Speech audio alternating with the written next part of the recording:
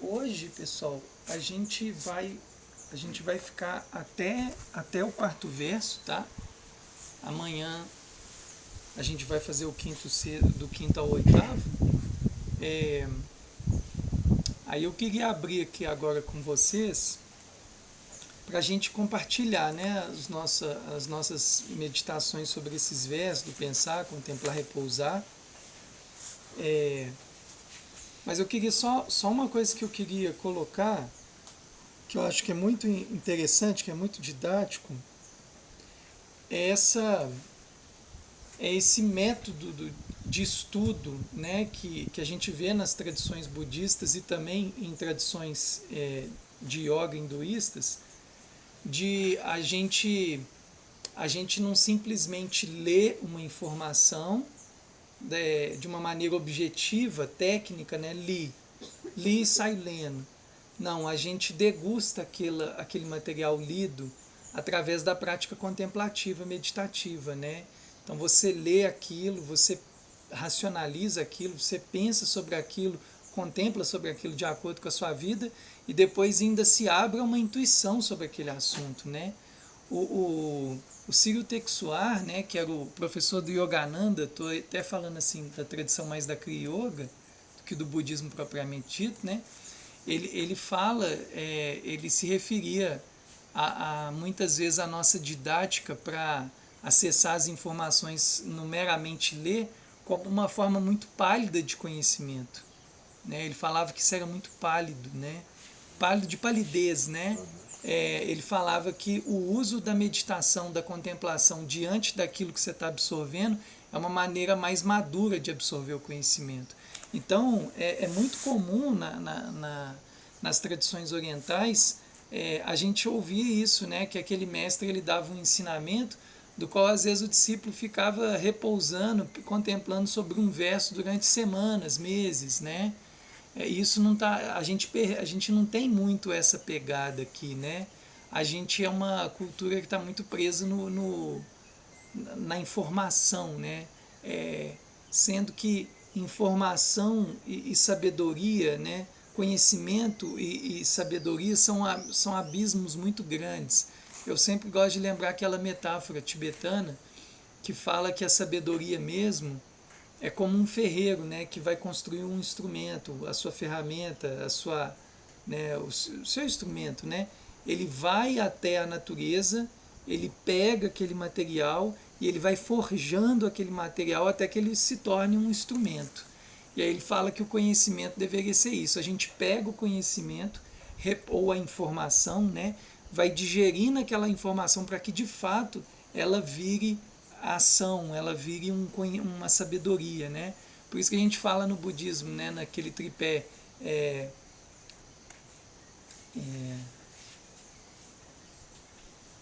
contemplação, meditação, ação, né? Eles falam uma outra coisa, eu esqueci essa terceira, mas a ideia é essa, eu vou absorvendo, eu vou contemplando até que de fato aquilo vire ação, né? Então a gente faz por essa via. Então esse foi um exercício que vocês fizeram, né, sobre os 8 versos, no caso só 4, como uma forma de estar absorvendo. Eu encorajo muito, eu sei que às vezes a gente vai pegar aí um livro grande para ler que a gente não vai conseguir fazer isso com ele, mas eu encorajo muito a vocês desenvolver esse hábito para alguma coisa que pinta assim, sabe, de você ler um negocinho ali que tocou, que você acha que aquele ali vale a pena, né, se absorver mais nele, faz a meditação analítica naquele conteúdo ali, né? Querem, não sei se na ordem, não sei se maneira livre. Eu chego a ver, assim, ler a primeira pra gente Tá, relembrar e a gente então vamos desse jeito, eu pensei nisso também. Ó, o primeiro verso foi esse, né? Com a determinação de alcançar o bem supremo, em benefício de todos os seres sencientes, mais preciosos do que uma joia mágica que realiza desejos, vou aprender a prezá-los e estimá-los no mais alto grau. Como é que foi aí a contemplação sobre esse verso? A meditação ali. Isso pra mim eu custei a decifrar minha mente pra poder. Mas Esse a quarta aí foi um pouco mais embolado mesmo. É. Agora Agora a segunda e a terceira foi mais top. Achei mais massa. Fala aí das impressões que vocês tiveram desse primeiro. Ó, eu, na minha visão, eu entendi que todos os seres humanos e também outros seres vivos, eles, de qualquer maneira, eles têm algum... Eles são uma... Como é que fala? Respeito por todos. Né? Teria que ser um respeito mútuo ali, independente se é um humano ou se é um animal ou qualquer coisa do tipo. Então todos vão ter alguma qualidade específica e que merecem também assim, admiração em todos os sentidos. Legal. Quer falar? A parte dos desejos também eu fiquei pensando, né?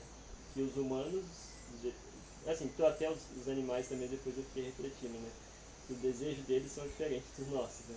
O deles o do pássaro é montar o ninho dele ali, e para ele aquilo ali é o que ele tem como foco, além de alimentar e etc. Né? Vai ter outras coisas que a gente não tem nem noção, que só se a gente contemplasse ele por muito tempo para poder ver todos os desejos provavelmente que ele tem no dia a dia. Então me alertou esse a mais, assim, né? Que não só os humanos, mas que dependendo do contexto que se você analisar cada ser, ele vai ser único ali dentro do contexto que ele vive tudo. Aí você falou assim, no ser senciente você pensou em todos os seres, né? Isso, todas as formas de vida, eu pensei né? assim, aí eu relacionei rápido a um pássaro, como que ele, ou de qualquer outra Entendi, coisa, uma formiga, legal. eles têm tudo os desejos deles ali, porque eles sempre estão se movimentando, mesmo que a gente ache que teoricamente não tem uma consciência ali, mas tem. Estão aí, né? Estão manifestando, isso, né? Do modo deles. Né? Olha que interessante que a reflexão, a prática provoca. Pelo que eu estou entendendo, ela abriu um campo de reflexão que você nunca tinha tido, né? É que o desejo não é só humano, né? Tipo, é legal. Eu estou evitando bem de falar, assim, sabe? Para eu não enviesar com as minhas ideias, porque eu penso muito sobre isso aqui, né? Mas só uma coisa que eu não estou aguentando, eu vou falar assim. A vida, né? Olha as milhares e as infinitas formas de expressão da vida e do viver na natureza. Tudo isso é um fluxo de vida, né? Nesses seres, né? Se não fosse se não fosse as abelhas, a gente não estaria aí, né? Que elas promovem um processo de polinização, né? E muitos outros seres que a gente nem faz ideia, né? Eu tô falando, não existiria nem a nossa forma de existência, né? Se não tivesse as plantas, as bactérias, né? A gente não estaria aqui também, né? Então a gente também é fruto disso tudo, né? Esse tipo de prática vai desconstruindo essa visão antropocêntrica, né? Do homem no centro, né? Isso é uma besteira, né? Uma loucura que a gente caiu, né? Que a gente nutriu muito tempo, mas de certa forma a gente também está se alertando para isso hoje, né? Quem mais, pessoal, nesse primeiro verso quer comentar? O meu foi mais ou menos igual ele mesmo ali, né? Respeito a todos os seres vivos e tal. O que me tocou foi da joia. Tipo, repetindo joia rara e vários tesouros. Aí eu ficava tentando, né, ver assim, que isso intensifica mais, né? Eu ainda o que eu, pelo menos na minha visão, né, que tem ali sobre o assunto. Da joia é o segundo, não? É o primeiro? Não, o primeiro, joia mágica, que realiza desejos. Vou aprender com a determinação de alcançar o bem supremo em benefício de todos os seres sencientes, mais precioso do que uma joia mágica que realiza desejos, né? Vou aprender a prezá-los e estimá-los no mais alto grau. Mais precioso que uma joia. Todos os seres, né? Mas essa parte eu fiquei um pouco subjetivo, assim, não consegui chegar em um contexto muito claro, assim, pra falar. O entendimento que eu tenho... Alguém mais quer falar desse verso, pessoal? Então eu vou arrematando aqui cada um, tá? O entendimento que eu tenho dessa compreensão aqui é uma analogia mesmo, que é assim... comumente uma joia mágica que realiza desejos é algo que vale muito pra gente, pra nós humanos, né? Como bens materiais, etc. Ué, todo mundo gostaria de que o Aladim, que o gênio aparecesse e falasse assim, quais são os seus... Não precisa nem dos 3 não, me dá um só, né? Você ia pedir ser a pessoa mais sábia do mundo, ser a pessoa mais rica do mundo, né? Então, acho que a analogia é essa, entendeu? Olha, essa coisa aí de você desejar o bem supremo, né, em benefício de todos os seres, isso é mais precioso que uma joia mágica que realiza desejos. É chegar nesse ponto, né? Uma questão que eu não sei se vocês entraram nela aí na reflexão de vocês, eu acho assim, sabe, pessoal, esses 8 versos, como é que eu posso falar? Se você for analisá-los de um ponto de vista budista, de um ponto de vista de partir do pressuposto que é um grande lance levar benefício para todos os seres, porque a gente pode ficar aqui numa discussão intelectual, filosófica, se isso faz sentido ou não, essas ideias budistas. Eu não quero entrar muito nesse terreno não, tá? Porque é um terreno mais delicado, assim, o debate talvez vai ficar mais amplo, né? Mas se eu partir do pressuposto que isso é uma boa coisa a se fazer, esses versos são coisas muito difíceis de praticar, né? Eu tenho mesmo a capacidade de... Eu tenho mesmo a determinação verdadeira, honesta, sincera, de querer levar benefício para todos os seres, que não seja só eu.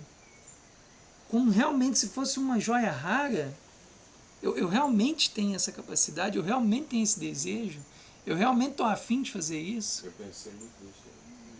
Isso aqui para mim é uma porradaça na cara, assim, tipo assim, eu não, cara, eu tô mais Nesse querendo... nível, não, né? Eu tô mais querendo é fazer o trem pra mim ele mesmo, assim, não tô afim de fuder com todo mundo não, com ninguém não, quero que todo mundo viva, seja feliz, mas não, cara, eu tô aqui afim, entende? É uma coisa muito difícil, né? É aquilo que eu falo muito no grupo, aqui é um nível de compaixão, assim, que nós estamos falando em camadas muito... Eu falo isso muito lá no grupo, para os meninos, assim, e também, né, para as mulheres, que a Maria também está participando.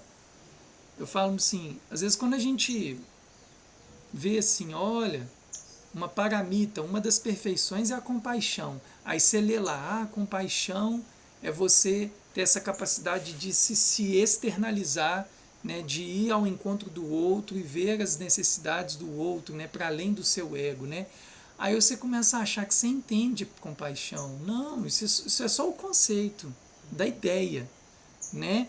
Mas a compaixão de verdade, ela opera no nosso modo de existir no mundo, né? A gente age a partir da compaixão, né?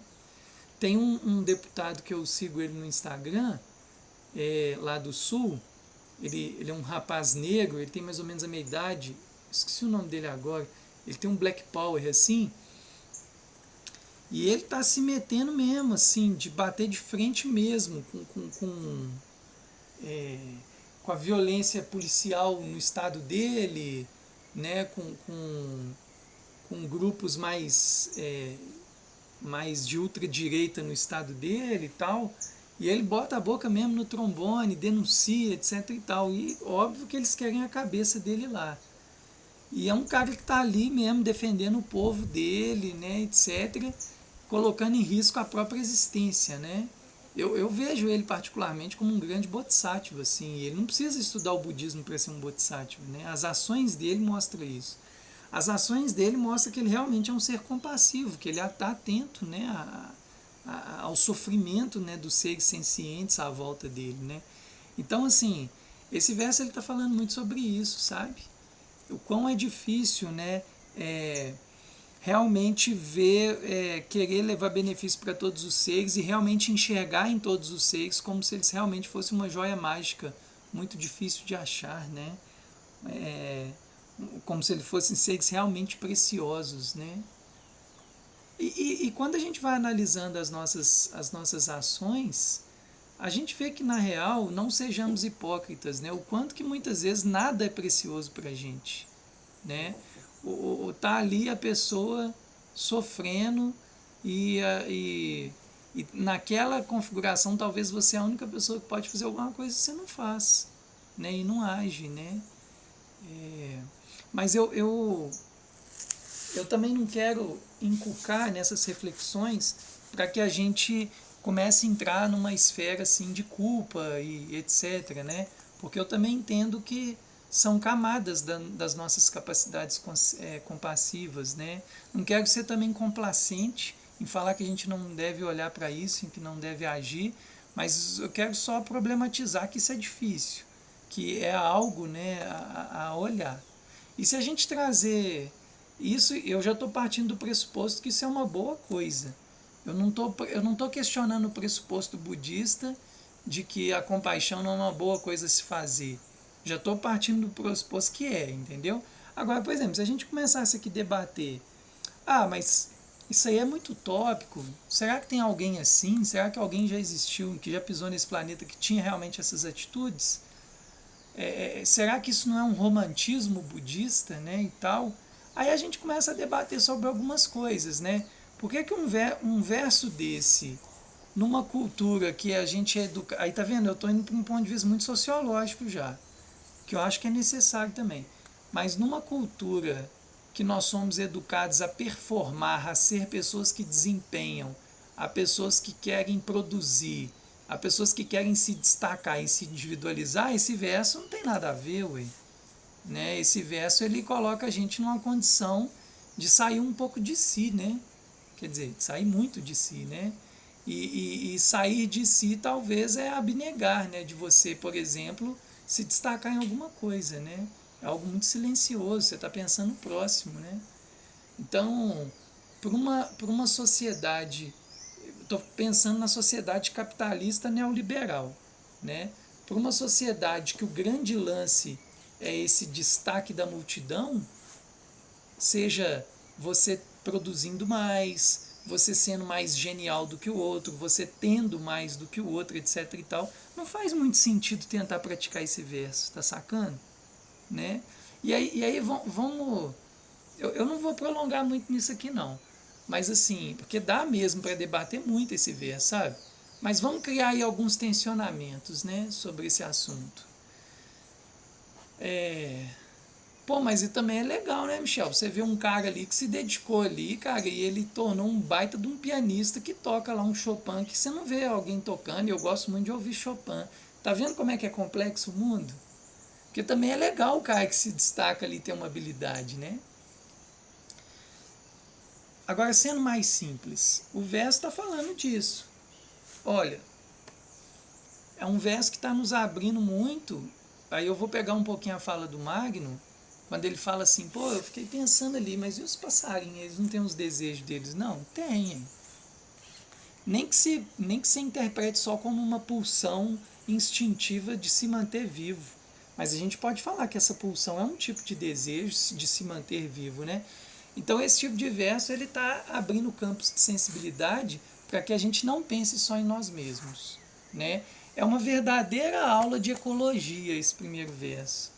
Ele tá, se isso fosse ensinado na escola, ia falar assim para a criança, porque eu vejo muito na escola assim, estuda, né? Porque você vai ter uma profissão, para você sobreviver, para você não ficar na rua da amargura, para você não ficar na miséria. Uma educação baseada nisso aqui, pensa lá nos seus projetos lá, do ser lá, né? Você está ensinando a criança ali a pensar em todos os seres, né? Será a criancinha que vai valer a pena só você se destacar e seus coleguinhas tudo morrer de fome? Começam os questionamentos, começam os tensionamentos, né? Umbutu. Hã? Já ouviu falar? É um buto total isso aqui, né? É. lá na África, lá as criancinhas, tipo, chegou um É. repórter.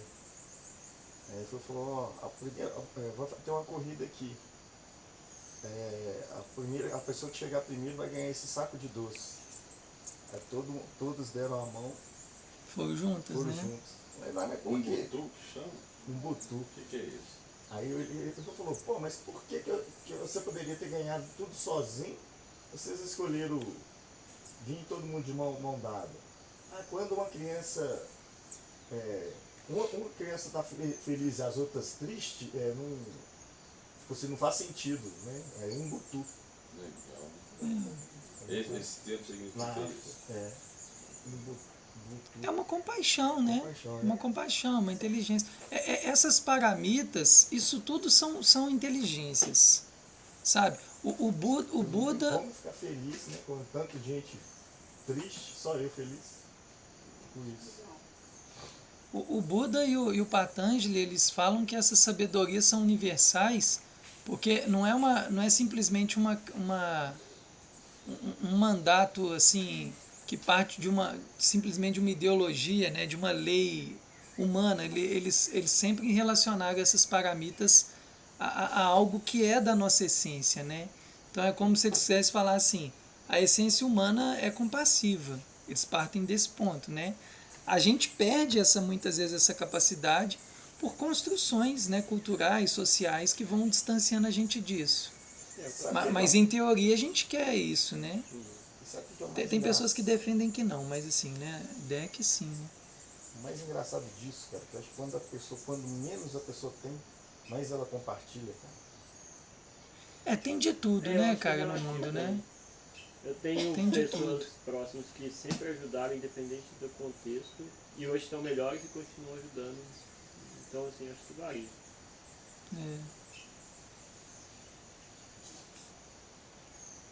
Segundo verso, né? Sempre que estiver na companhia de outras pessoas, vou aprender a pensar em minha pessoa como a mais insignificante dentre elas, e com todo respeito considerá-las supremas do fundo do meu coração. E aí? Então, isso aí eu achei, tipo assim, legal pelo seguinte. Na psicologia, né, eles falam do amor próprio. E aí nesse verso, né, no budismo, ele tá falando, porra, totalmente do desapego seu, né? E você, tipo, né, no meio de outras pessoas, você vai ser, tipo, inferior. Né? Você se sentir inferior. Eles usam aqui insignificante, Insignificante, né? Tipo, Olha, eu vou não pensar em ter, minha pessoa não como ter a mais arrogância, não ter insignificante nada, né? dentre elas. Então, por um lado é legal. Na começo, assim, eu achei meio estranho, né? Porque geralmente eles falam do amor próprio e tal. O primeiro conceito, assim, de coisa, mas eu achei mais como um desapego mesmo isso aí. Esse verso aí, como um desapego de si, né? Quando você estiver no meio de outras pessoas, você não se sentir superior, né? Mais ou menos isso. Uhum. Eu achei interessante isso que eu meditei nela foi você estar no meio das outras pessoas, que eu vi aí, no meu entendimento, que eu entendi pra mim, você ser uma boa ouvinte, você não quer ser o centro, tá conversando? Uhum. Você se colocar mais no lugar de ouvinte, escutar mais, falar menos, não ser o centro das atenções mesmo no grupo, Uhum. falo de amizade, né? Você escutar mais, para mim foi isso daí, eu meditei isso o tempo todo. Saber escutar mais, porque às vezes a gente é muito falante, né? Quer falar muito. Falo por mim, vou casar com os amigos, quer falar. Não quero me ouvir mais. Eu vi isso, né? Para mim foi isso. O legal disso, né, quando a gente abre esse espaço, você está vendo como que cada um com as suas construções vai acessando aquela sabedoria, né, ou aquela informação, né? Por isso que a gente usa isso no budismo, a coemergência, a capacidade como cada mente está operando no mundo de uma maneira. A sua mente, a sua construção pegou essa ideia e encontrou esse exemplo, né, para você mesmo compreender. Né? E a Cássio do jeito dele, né? O meu pensei mais na parte do ego. Que dependendo no contexto ali que você está em várias pessoas, tem um conflito grande dependendo de egos mesmo. Cada um querendo falar uma coisa, dar uma opinião diferente. E nesse momento, você ser insignificante, você seria tirar toda essa capa que você tem, né? E ser mais puro ali, escutar, ter compaixão, empatia, ver o que realmente no presente ali está acontecendo sem querer se mostrar ou atuar de maneira diferente. E eu me relacionei muito isso a que eu vivi isso em contextos empresariais, né? Então, eu ia muito para São Paulo, conversava com várias pessoas que vendiam milhões de reais lá do meu lado, e naquele momento eu me achava insignificante. Mas dentro daquele contexto... Ali você se achava inferior, né? Inferior também. E também insignificante. Insignificante também? Entendi. Dependendo do contexto, assim, você tinha bagagem, teoricamente, mas quando você vê só números, né? Aí depois, até um cara que poderia ser, tipo, me deu um alerta que ele, assim, se juntar todos não vende o que ele vende, e falou, ó, aquilo ali é um contexto que todo mundo só fala. Ali é só só fala números, e a realidade não quer dizer que é aquilo. Então, quando você for lá, você vai com outra mentalidade. Você vai lá para aprender, ser humilde mesmo, e não levar nada disso, né, por coração, qualquer coisa, que ele realmente é um momento diferente de comparações e já está indo para isso, né, o pessoal. Então, acho que nesse momento, se você escutar, realmente você vai pegar muitas informações e aprender mais, né, tirando o seu ego ali do jogo. Eu entendi dessa forma. Entendi. Isso aí. Maria, Pablo? Michel, pra mim foi como se os 4 fossem uma sequência, sabe? Eu fui viajando assim. Por exemplo, o primeiro eu falei, ó, pra mim significou assim, eu preciso amar o próximo. Aí o segundo a gente tem na questão, para eu amar o próximo, eu preciso ser humilde, enxergar a divindade nele. Aí foi tudo, até anotando aqui, o terceiro, já adiantando, como é que eu faço isso? Eu preciso vigiar minha mente o tempo inteiro para não ter julgamento. Sacou? E o 4 eu coloquei, se eu amar os mais miseráveis de espírito, se eu conseguir fazer isso, amar os outros vai ser fácil. Amar os perversos é o mais difícil, né? Porque se você conseguir amar Quem dá aquele, conta, né? então foi tudo na sequência. Você tem que amar o outro. Como é que você ama? Enxergando a divindade dele, sendo humilde na frente dele, né? Enxergando a divindade dele, controlando a mente, tentando amar o mais miserável para poder amar todo mundo. Esse segundo verso, eu já vi outras vezes compartilhando, né, eles assim, em grupos, eu já vi muita gente não gostar dessa frase assim, ó, de pensar em minha pessoa como a mais insignificante dentre as pessoas, né? E geralmente, assim, pelo menos todas as vezes que eu vi uma confrontação, ela nasceu sempre daquele lugar, assim, de que aquele lugar da autovalorização, não, porque eu sou a pessoa mais importante do mundo, né? Que eu tenho que me amar para poder depois amar o outro, que eu tenho que me valorizar para valorizar o outro, né? E isso é um nível mais superficial da coisa, sabe? Eu acho que aqui o buraco é mais embaixo. Não está falando de o insignificante aqui não é sinônimo de ser inferior. O insignificante aqui tem muito a ver com o que vocês comentaram aí, né? Essa capacidade de saber tirar o egão que vai prevalecer, o destaque, o saber olhar para a sua desimportância, para que a importância do outro também venha, não deixar que a sua importância apague a importância do outro. É muito nesse campo, sabe, que eu também interpreto o que esse verso está falando, né? E aí, eu acho vai muito, viu, Fran, no que você falou mesmo. Envolve essa capacidade, então, se eu consigo pensar em mim como mais insignificante, talvez eu abra espaço para que eu consiga ser mais ouvinte, para que eu consiga acolher o outro.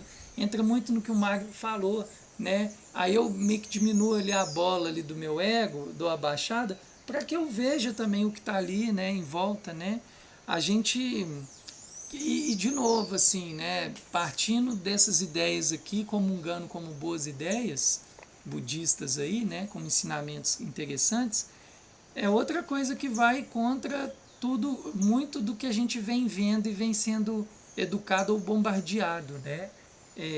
A gente não é muito educado para abrir esse espaço para o outro, a gente é educado para destacar, né? Para ser especial, né? Até nessa palavra insignificante, eu pensei nela e reformulei na minha mente, né? Que o tipo, insignificante é não ter significado naquele momento. Tipo, é você tirar seus rótulos, o seu ego. Tipo, eu Pode peguei ser, essa palavra pode para ser. poder, às vezes, mudar, né? A gente vem com o contexto de sempre interiorizar ou Não é coisas isso, não é negativas, isso. assim, e às vezes é o jeito que a gente aprendeu ali. É porque nós estamos muito bombardeados a significar demais. Tudo, já Nossa, a gente achar é que muito. aquilo Cara, se eu morrer, não vai. Se eu morrer. Esse foi chuveiro, já vim O falar. galho do coqueiro. O galho pendurado. O barulhão, né? Se eu morrer, o outro dia o mundo vai estar de outro jeito. Vai estar porra nenhuma. Tá sacando? As coisas vão estar aí, tá rolando do jeito que tem que rolar, ou de um jeito vai rolar, né? Não é disso que nós estamos falando aqui, né? E também, né, acho que um cuidado que eu acho que também pode se chamar atenção aí já para esses dois versos, que não é porque você vai pensar nas outras pessoas, em você como a pessoa mais insignificante dentre as outras pessoas, ou que você vai ver as pessoas como uma joia mágica que realiza desejos, que é que você vai começar a se anular, que você vai se tornar o bom samaritano, o bonzinho, o que você vai deixar com que as pessoas te violentem, porque agora você sempre, também não está falando nada disso, né? O terceiro verso, né?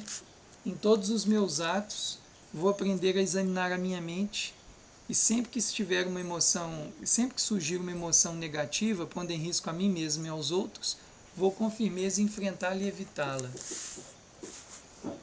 Nessa eu fiquei em dúvida, porque se já aconteceu o ato, eu falei, pô, eu deveria pensar antes, não. Aí eu fiquei meio que... Em todos os meus aconteceu. atos. Não aconteceu a... Você vai vigiar a sua mente, tipo assim, pra não acontecer. Entendi, mas ali em todos os seus atos, aí o ato seria pensar também. Em todos, Então- quer dizer assim, qualquer ato que você fazer, Aham, seja de pensamento, de ação, aham. Entendi. Onde- Porque eu pensar já é um ato, é isso que eu queria. todos eu os depois atos, eu fiquei separando assim, tá, se eu já agi, depois eu tô contemplando. pode ser de pensamento também. também. Esse aí foi bem mais, pra mim, mais prático, assim. Basicamente, se... Eu lembro da motivação sempre, né? Se o que eu tô pensando, o que eu vou agir, qual que é a motivação? Motivação total esse aqui. Total Então, motivação. isso que me trouxe na hora. Então, assim, qual que é a minha motivação? É o quê? É ganho, perda? Não sei. Tipo, aí se for uma motivação que já é pro lado ruim. Às vezes aí você tá na raiva, entendeu? Quando você vê um momento de raiva, você treinar a sua mente, observar, pra não deixar acontecer, tipo, que você mate alguém. Sim. Eu acho que a motivação, se você, pelo menos pra mim, né, que chama atenção, se você monitorar qual que é essa motivação constante ali, você tende a inibir alguns atos que poderiam ser ruins. É legal pensar exemplos sutis, assim, sabe?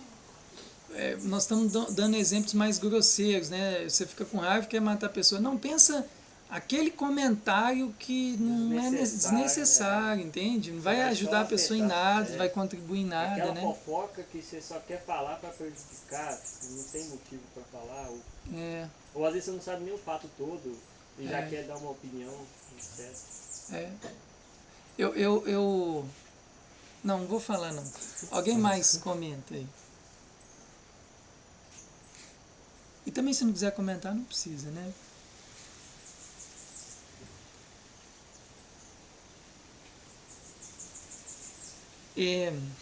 O Pablo Já falou, não, o Papa já falou. Aí ele falou, repetiu. foi o Porque primeiro, eu achei segundo, que ele terceiro e ia quarto. falar mais um pouco. Ele já falou, Quer comentar, Fran, do terceiro ou a Cássio? Então, não, o que eu entendi foi essa mais grosseira mesmo. Que também é. Entendeu? Você vigiar seus pensamentos, quando tiver com pensamento negativo, você combater com firmeza para não acontecer, né, né, os pensamentos negativos. Foi isso mais ou menos que eu entendi. Um sutil, eu lembrei da... Só um detalhe. Não é que você não possa ter pensamentos negativos ou olhar para eles, tá? Isso aí é uma grande armadilha na caminhada espiritual, de você começar a bloquear aqueles sujos. Não, pode olhar para eles. Não tem problema olhar para eles. É o que você vai fazer com eles, entende? Né? Porque senão a gente vai criando uma certa uma hipocondria mental, assim. Agora, a partir de hoje, eu não posso ter mais nenhum. Não, pensa, contempla. Você só não cultiva ele, né? Exatamente. O Trumpa ensina isso o tempo inteiro. Ele fala, olha para as tranqueiras todas que tá rolando aí. Por que você não vai olhar? A caminhada é árida, é um deserto, entende? Ele é áspero mesmo. Então começa a vir os pensamentos mais perversos. Olha para eles. Por que eles estão surgindo? A gente não nega essa experiência, né? Mas até que essas coisas começam a virar ações ou pensamentos que vão se cronificando, é importante que você comece. Aí entra no verso, né? Quando isso começa a me colocar em risco e aos outros, eu preciso. Combata firmemente. Olha para isso, né? Combata firmemente, né? Tem uma linha tênue aí, né?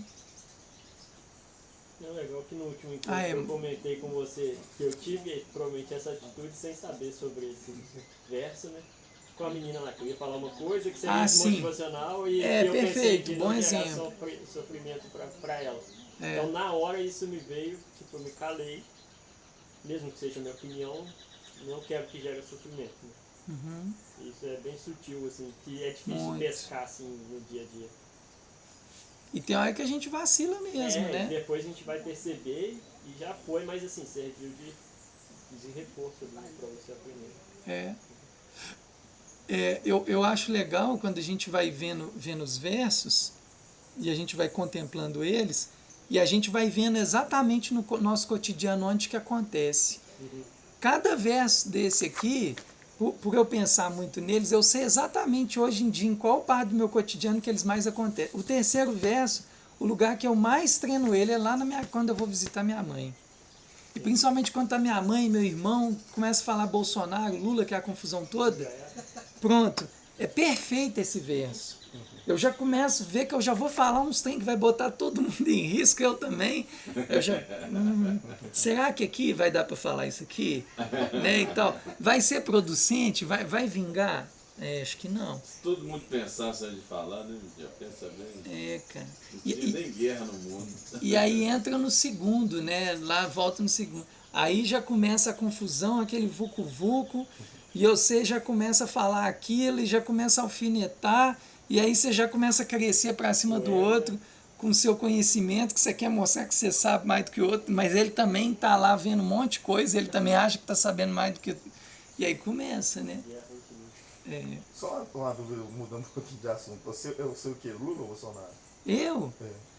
Eu não sou Bolsonaro, não, de jeito nenhum. Cara,